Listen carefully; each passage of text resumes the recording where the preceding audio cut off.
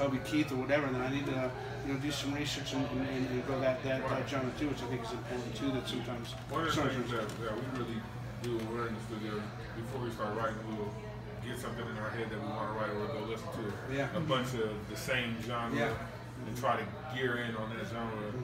And so it's really important that you're doing that. Right. But I was just curious. Yeah, well, especially with everything being on the internet, half the time a lot of your clients might not even be in the same state as you. Right? So if, let's say you have like one songwriter or producer that has like this really cool picture, a great website, they have a good presence, who am I going to trust more? Somebody with that or somebody with no website presence, blurry pictures on Facebook? I mean, it's just the same thing. Who are you going to trust more? Who looks more legitimate? No, I'm just curious. Yeah. And part of that too is it's not about going for the long shot, it's steps. So maybe right now you don't focus on the famous singer, like you keep that in mind, but you focus on artists.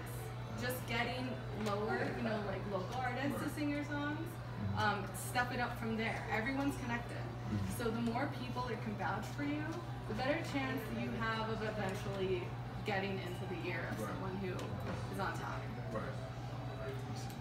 Do you think also too, part of your promotion thing is a big part, like you said earlier sometimes, I think if you have things to talk about your product, that can make the product more valuable to people, that they get interested and they want to engage with you more.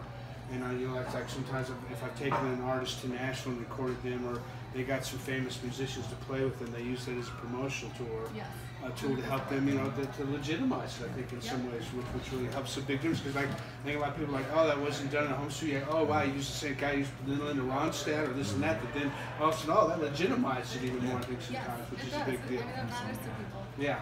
That's like you that won a Grammy. I mean, that's for life now. You know what I mean? So right away. How does that feel? That's it was all right. I mean, I got to tell you something. It's when you work with a guy that's been nominated for a Grammy 20 years in a row, and he's won 14 times, chances of you winning one are pretty, up there. But I mean, at the time, I'll be honest, I was 26 years old. I think I probably took it for granted at first. I was like, oh, that's great and stuff. But looking back, I kind of like, man, wow. Had I only known it at that moment in time when that happened, that was amazing. When you win, are you invited to the Grammys? Or you were, and at the time, this was in 1996, so they used to only give one award away. So now they give multiple Grammys away, and I never got the award. I got like a certificate, a real nice certificate, so I did and stuff like that, but they only gave me one award. But now they do give awards away, and at the time they told me, oh, $2,000 you can have an award, and I was like, I don't know, and maybe I should have done that. I don't know.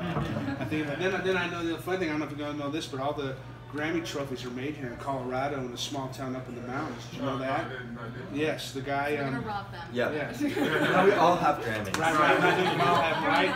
That one will be featured. So, which is interesting. But This meeting never happened, right? I got to say with myself, though, I mean, I was surrounded by master musicians. I was surrounded by some of the best studio musicians in the United States. It was an incredible time. I cannot tell you how amazing seeing how creative those people were, that they never hear a song, they go in, they listen to the song, they chart it out, they go into the studio, 1, 2, 3, 4, and knock it out in 2 or 3 takes. There's the record. You're like, oh my God, how'd that just happen? For a bunch of hillbillies here in Tennessee or whatever. I mean, it was unbelievable, but it was just it's a totally different level, I gotta say, with that kind of record production and making and stuff like that. So it's a definite thing.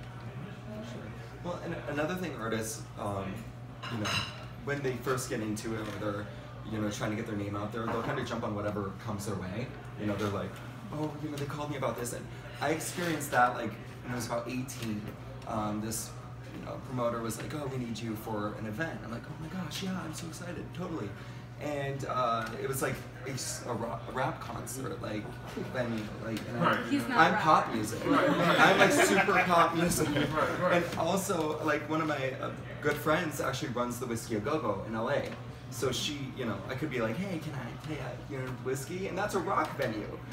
Also, probably not a great idea for my branding, So, those aren't necessarily my target audience, and that's what a lot of artists, they don't really know where to go. They're just like, everybody's my listener. Everybody, I'm gonna throw it out there. Everybody's gonna love me.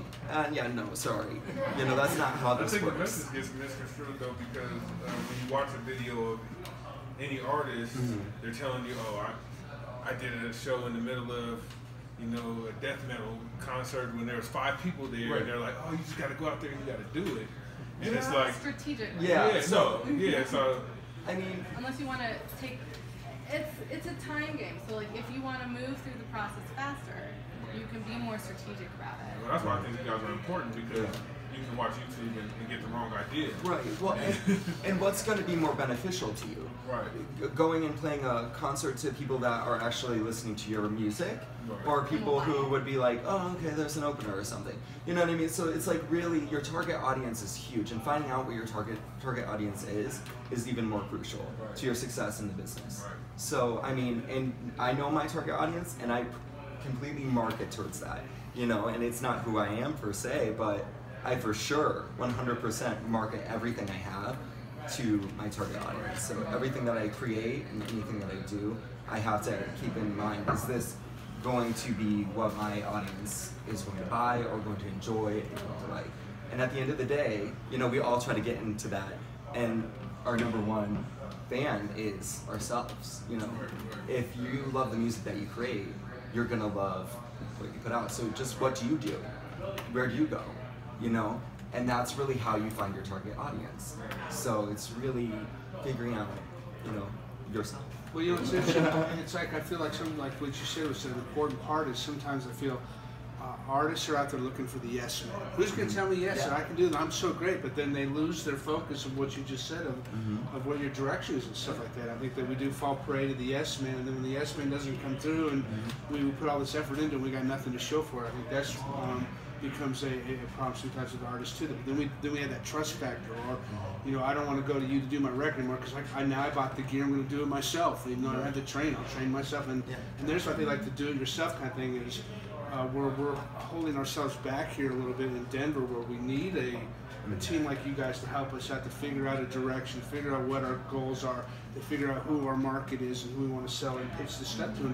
And is our art up to a parameter that we're being competitive with what's being played on the radio? Because if it's not, then who am I kidding myself? You know, I feel I tell a lot of my songwriter friends here in Colorado that you know, most of the people I know that had publishing deals in Nashville were getting $800 to $1,000 a song from the publisher just to demo their song, to give to producer, or to give the artist. That wasn't the thing that was cut. And I'm always like, you know, if we can't spend that kind of money here in Colorado, I'm not even competing against a publishing demo at that point. And that's a problem I think we don't understand. And we talked a little bit about earlier on our first thing about how nowadays it seems like a video is such an important part with music now, because our audience now has to have a visual stimuli with the music going on to get it that now that can't be a video. It has to be a video that's targeted to your audience. That's gonna go has some sort of element that makes people want to watch it. Right, and engage with it and stay engaged with it all the time. And I think that's an important part why a team like this is so important for us artists to have here, because they can help us make these clear decisions as to what direction we want to go. How do we get there? Not just the guy says, "Oh yes, sure, yeah, so that's great, yes." And I find that a lot of the times that artists fall into the yes man syndrome, and they ultimately get nothing out of it because they made a bad decision in some ways. I'd like to know your opinion. Right now, there's kind of a chatter going on, especially in the EDM crowd, a featuring versus a collaboration, you know, this and that, or this featuring. I was just wondering, you know, a lot of the featured artists are just popping on. Yeah, they want more equity and stuff like that. Well, I mean, that's a marketing tactic. Yeah. So what they're doing with that is they're hoping to pull in 2 different fan bases to spread across 2 different artists. They're hoping to kind of share fan base. Sure. More fans. Yeah, well, I think that's a great tactic. Well, they're really hung up on the semantics of the featuring, the word featuring and the word Here's the thing I think about on this, is DJs just became super huge. Right. They're famous now. Right. They've always been featured on DJs' tracks. DJs have always been creating this, but now they can actually make a living for themselves. Where they're like, I'm the artist, I'm the DJ, and now I'm gonna get the singer on my track. And opposed to years before, it would have been like the singer looking for the producer or the DJ to say, okay, I need a track, can you give me one? and then they buy it from them. But now these people are famous. And does it really matter though? Because how it's labeled doesn't mean the text gets cut any differently, right? Exactly. It could say featured or and. A lot of the featured artists are like kind of campaigning for, equal share rather than just, it's something in that word feature really throws them, it's really tripping them up right now, so. I see it too, Yeah, okay. I don't know, normally there's, at least with all the artists that I work with and that I've repped, we put a little split sheet together, and I think you should do that with every song that you work on. And especially as engineers and producers now with the, what did they just pass? The Music Modernization Act? So now you are included in that. So it's good to have a split sheet in the very beginning that just spells out who owns what percentage, and then make sure everyone signs off on that so it's very clear. I have not heard of featured artists getting certain percentage. I don't think that affects it at all.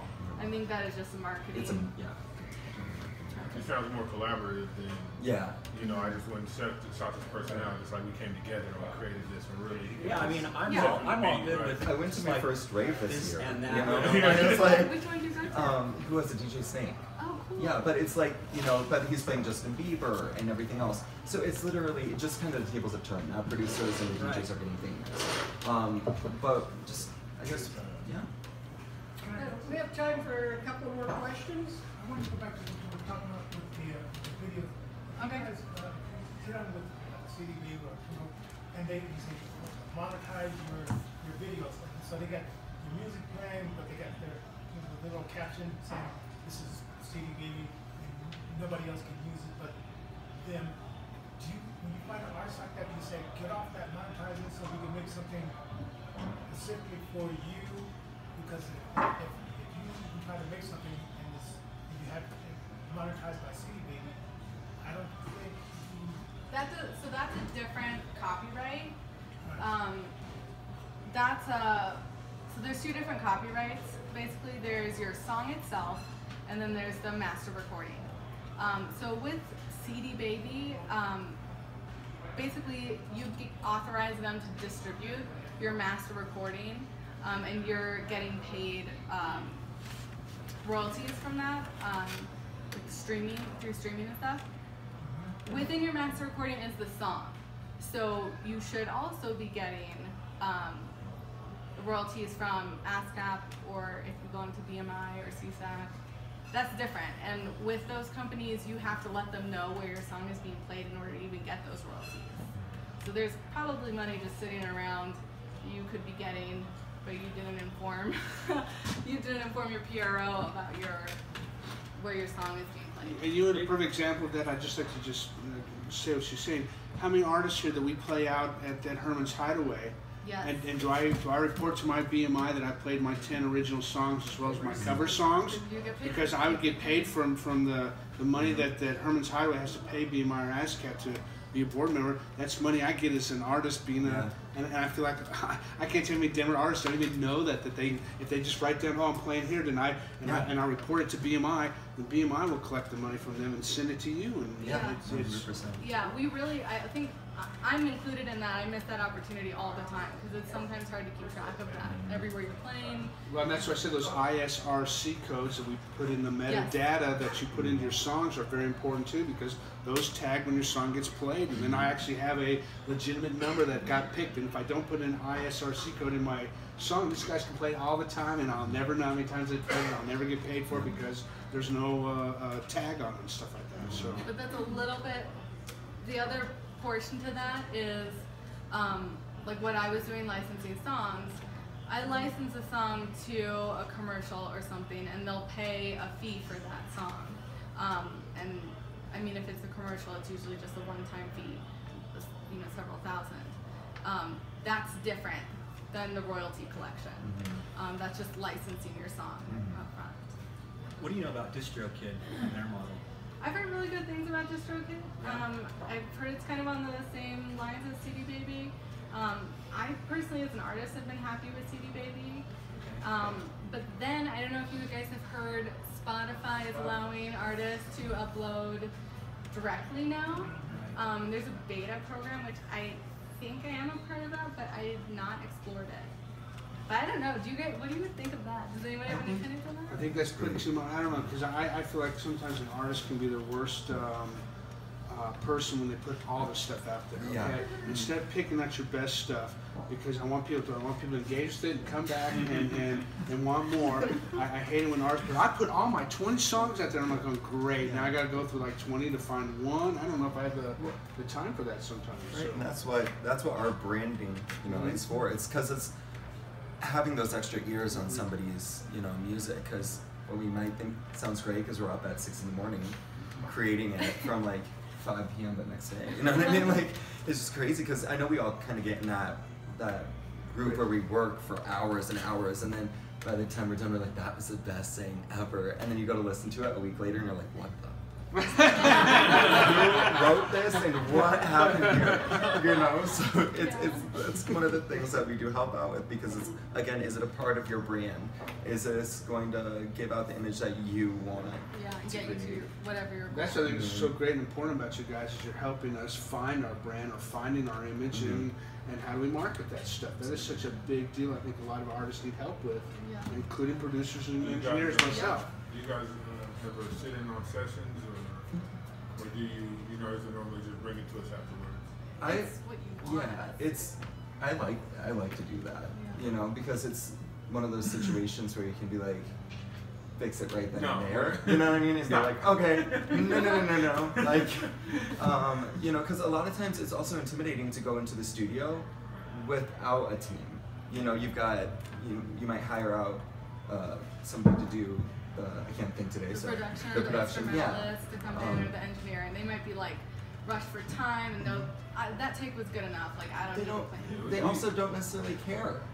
Yeah. They're getting paid by the hour. Yeah, you know what I mean? They don't really care if you sound the best so that you can, promote it. Yeah, but I would fight that if time is money, and the difference between the demo and a master is time, then I don't know. Then they're missing out on giving you the time to make your product better. That's too bad. Well, and then it goes back onto track record. Right. Like, oh yeah, I helped produce some of these songs. And I think the producers are they care a lot more than, somebody that's just in the studio sometimes. Right. Yeah, but we're not here to tell you how to do what you do best. We're here to help you where you tell us is your weak point. So it's kind of like you identify what I'm doing, and then you help me brand myself for what I'm trying to do. For your goal, your specific goal. Right. That's awesome. Yeah. That's awesome. One thing, stepping back to, this is something I learned in publishing and licensing that no one really talks about is, I don't know, are we running out of time? Because I don't want to. Keep going. You're doing Okay. So there's kind of a game there, and it's a numbers game. Publishers want to have the biggest library. They want to have as many up-and-coming songwriters, the people they think are going to take off, and they want to get their music in their libraries. And they're not there to promote the artist as much as they're waiting for the artist to become famous on their own, and then someone to call them, and they'll say, oh yeah, I do have that artist. That's kind of the game that we don't really get to see as artists. So they're not necessarily going to be behind you working to push your image as much as they're waiting for you to do that on your own, as they're collecting the next big thing and the next big thing and the next big thing. Because they're going to win in the end, they've got the most numbers. Whereas you're just the one songwriter, you've got your 10 songs, It's a bigger gamble for you. So if you want someone to push your music as a publisher or licensor, that's something you're really going to have to trust your intuition, your gut, and their track record and the people that you know around them to be able to let you know, have they actually gotten placements? Are they going to really, really work for you? And even when you get that deal, you're going to want to make sure your brand is still on target. It can only help. Well, let me interject in here. Literally. Come on in, Barb. I was going to do a somersault all over the couch and sit back in. Oh. You can do it. Oh, yeah, right. Jamie,